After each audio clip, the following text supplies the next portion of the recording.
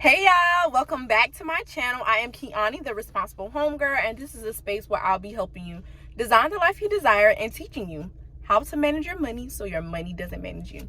So today we're going to be, today is my first vlog. So I am actually about to head to the Metro, Columbia, South Carolina, if you're not from the South Carolina area.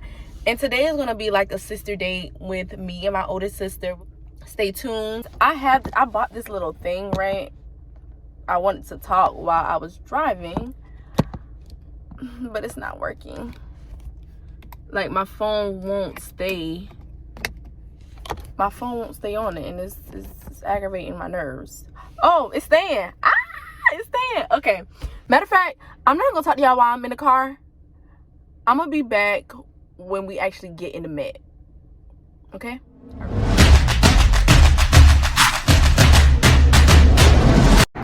So we are here at the Twist. About to walk to my sister's car because she's just sitting here waiting on me.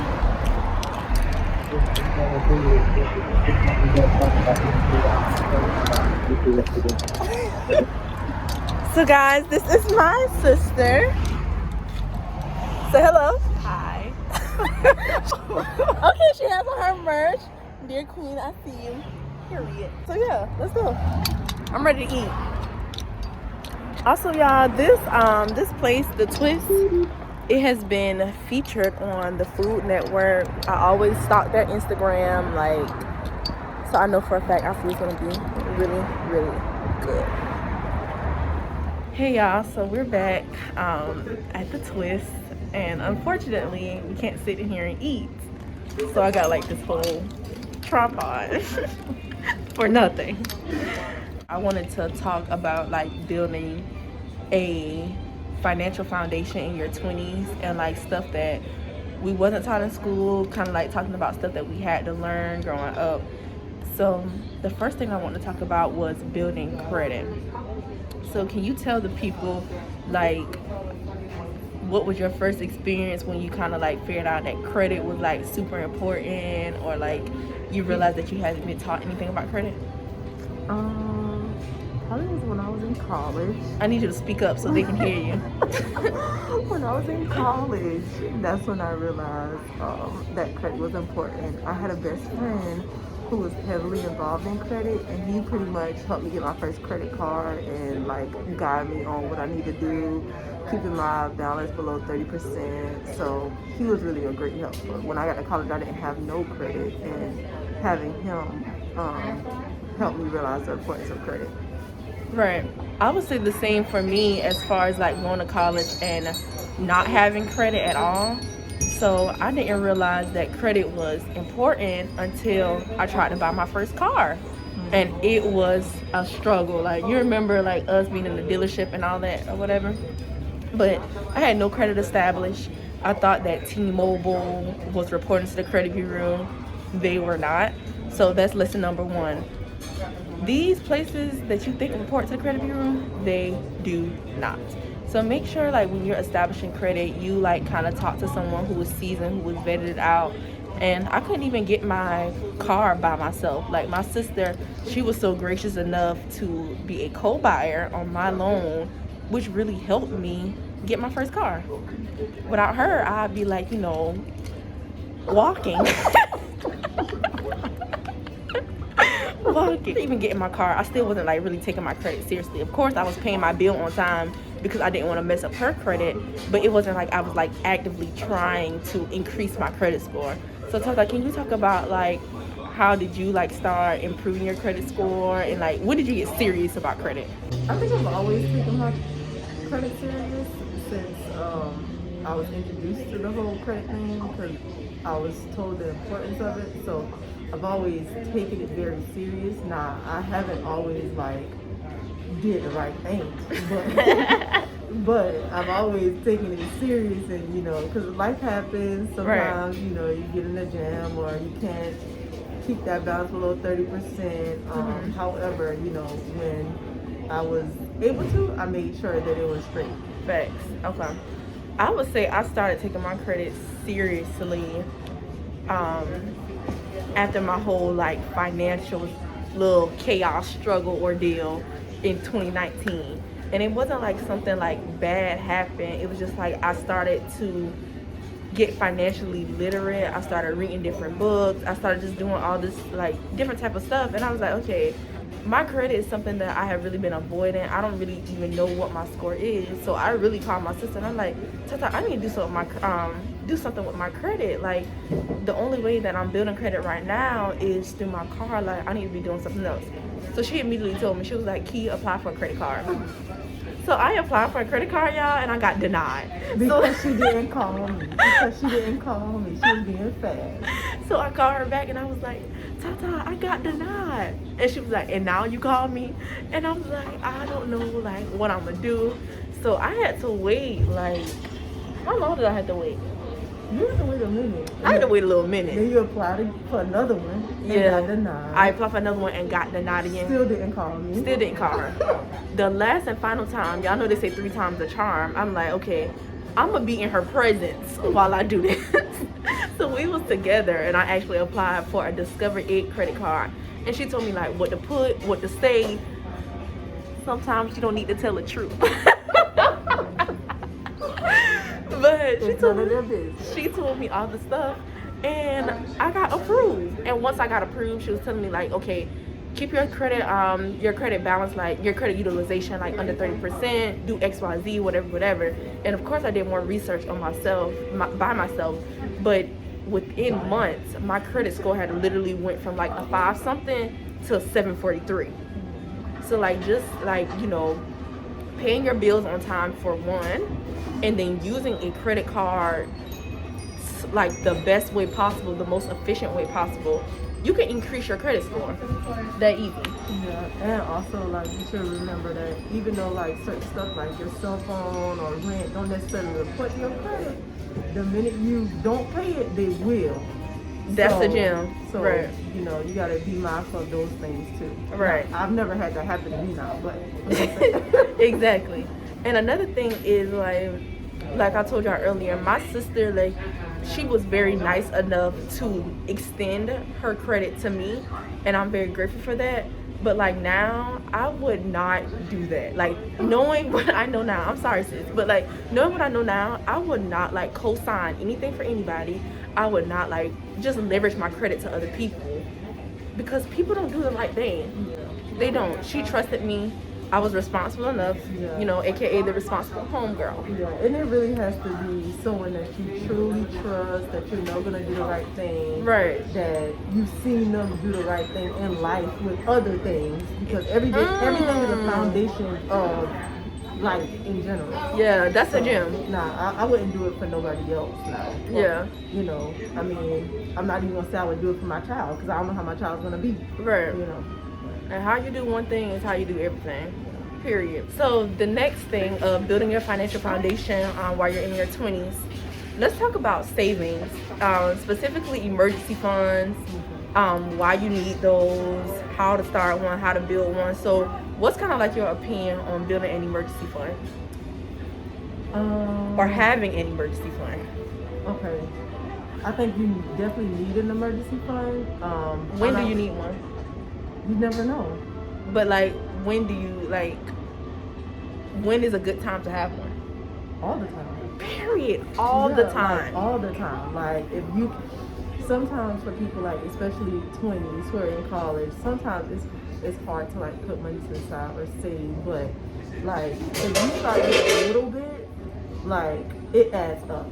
Yeah. It adds up really. And I'm not even lying. Like right now, like my emergency fund is just flat at $1,000. And if I ever have to tap into it, like I make sure I put it back to $1,000, because I don't want my emergency fund to be under $1,000. Yeah. So that's just what it is right now. Yeah. I think a good rule of thumb is to have at least 3 to 6 months of your bills in your emergency fund.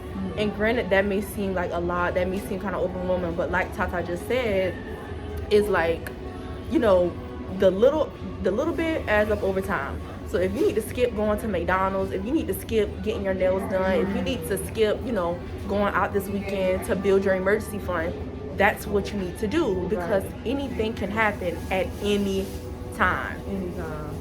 anytime. I feel like building your emergency fund, it's not hard, y'all. Develop that save first mindset and really just put that money to the side. And I feel like with me, my emergency fund, it is not attached to my checkings account because it can be very easy to just, you know, and move the money. Yeah, my emergency fund is a high yield savings account through Barclays. Yeah, same. Well, not through Barclays, but mine is through Capital One, and a high yield savings account, and it's short for HYSA. That's just a savings account that gives you more interest on your money. So a traditional savings account would probably pay you like 0.025% for letting your money sit there, versus a high yield savings account, they may pay you like 1% plus. Because of COVID right now, I did realize that the rates are going down, but that's just, you know, something still good to have, because like we said earlier, it's easy to just transfer that money or take that money out your savings, you know. If it's out of savings, you gotta wait. Exactly. Yeah. With a high yield savings account, you have to wait. They make it really inconvenient for you to move that money. So if you don't have like 2 days, you're gonna be a little hurt. You're gonna be a little hurt. That's really all I gotta say about building your emergency fund. The next thing, what else do you think is good for like developing a financial foundation in your 20s? And by the way, y'all, I'm 22. My sister here is 29. So this kind of gives you a perspective of like, it doesn't matter how old you are. These are things you need. I don't care if you're 20.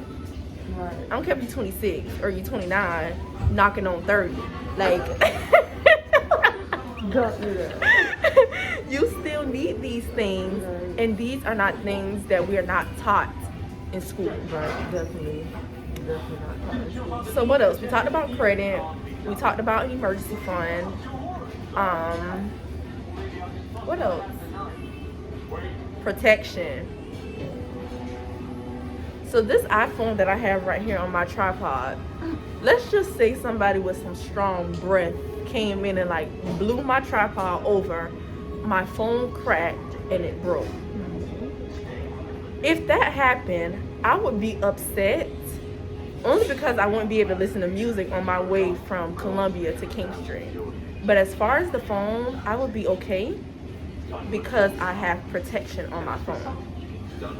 It would legit not cost me, you know, a whole $1K to replace my phone because I have protection on my phone. That is the same thing with your life. Like, you are a human asset.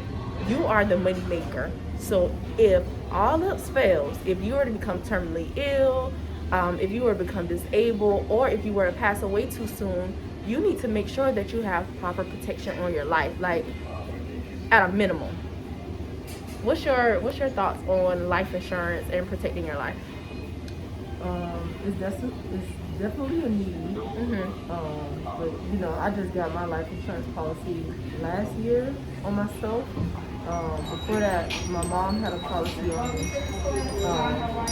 But I always knew that it was something that you need, and I always wanted to. However, I just wasn't in like the financial predicament to afford to just have that money going out. But really, when I did my research, like, it's not really a lot of money. Like, it's not really a lot of money. And honestly, like, if I would have did it sooner, I'm pretty sure I could have still afforded, even in undergrad. Right. You know? But because we're not taught those things, like, we think that it's a lot or it's more than what it is. But all it takes is a little bit of research, and you know, you'll see that you can definitely do it. The earlier the better. Exactly. The earlier the better, because like she said, if she would have did some research earlier, she probably could afford it. Like, I know for a fact she could have afforded it. Okay, she better get out. No, that's the Tsunami, right? Oh, Tsunami.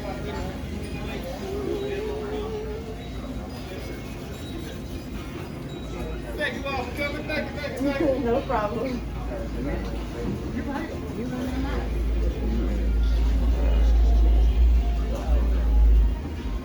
Hey, gorgeous. Yeah, I'm about to bust this food down. So earlier we got distracted by our food. we ate, we started talking in this car, and I was like, oh shit, like we didn't even finish our video. So we're gonna definitely do a part 2 of this. But Tata, before we get off, just tell them a little bit about yourself, about what you do, everything, because you didn't do it in the intro. Okay, so I'm a speech language pathologist. That is my career. That's what I do. However, you know, that is fueling my passion, if that makes sense. So funding as well. So I have a blog. It's called Queen C Queens. You can find it just queencqueens.com. So I just produce blogs, pretty much women empowerment, motivation. I tell my story because I feel like when you share your truth and walk in your truth, that's how you can help other women do the same. Yes. So that's pretty much what I do on there. I'm not as consistent as I should be, but you We're know, working on that. That's gonna change. But yeah, you can go check out my blog, follow me on Instagram, Queen T IG. Look forward to connecting. Yeah, so like I said earlier, this is my older sister Tata. We're definitely going to come back with a part 2. Maybe next time we'll include my younger sister Naya. We'll see. But that's all for today's video. Make sure you like, subscribe, share this with a friend. Y'all know I always say the more you learn, the more you grow. Thank you so much for tuning in. See y'all next time.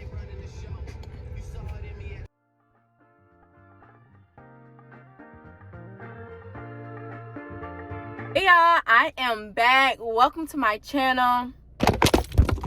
Wow. Hey y'all, so earlier we I'm sorry. Let me remove. Sorry, it's a nerve thing. take 2.